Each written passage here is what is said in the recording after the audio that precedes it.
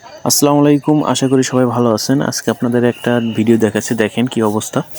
টোটালটা আপনার মনে হয় যে একটা যুদ্ধ ময়দান বা যুদ্ধক্ষেত্র চলতেছে। টোটাল রাস্তা ব্লক হয়ে গেছে। আসলে কাছে যাওয়ার মতো একটা পরিস্থিতি নেই। এখানে যে পরিস্থিতি চলতেছে, আপনার অনেক দূর পর্যন্ত আপনার এটার আগুনের দাহ আ প্রবাহিত হচ্ছে।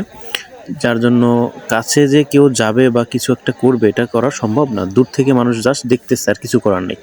আর ফায়ার সার্ভিস আসার সময় হয়েছে, কিন্তু ফায়ার সার্ভিস একটু সময় নিতেছে, এজন্য আসতে পারতেছে না। টোটাল রাস্তার ভিতরে আপনার রাস্তা বন্ধ হয়ে আছে, দুই পাশে গাড়িতে টোটালি জ্যাম হয়ে আছে।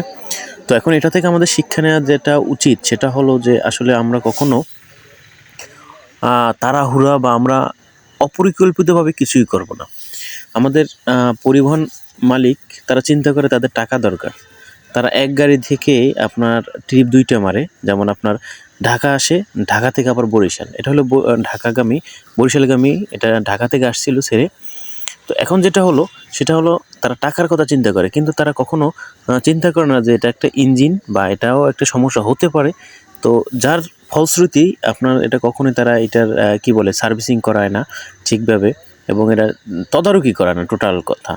তারা দেখা গেল যে আপনার যখন বড় ধরনের একটা সমস্যা হয়, তখন তারা সেটা সমস্যা সমাধান করার চেষ্টা করে। কিন্তু মূলত আসলে আপনার কখনোই তারা সুন্দরভাবে এটা চেষ্টা করে না। এখন দুঃখের বিষয় হলো, এখানে গাড়িতে যত লোক ছিল তাদের তো কিছুটা ডকুমেন্ট ছিল বা লাকি ছিল, সেগুলো তো তারা সব নামাতে পারে নাই। তারা পুরো শেষ। তো এই যে দেখেন কি অবস্থা, বডি টোটালি একেবারে শেষ। এই যে মানুষ দেখতেছে, এটা হলো আপনার প্রথমটা ছিল আপনার যখন আগুন লাগে তখন।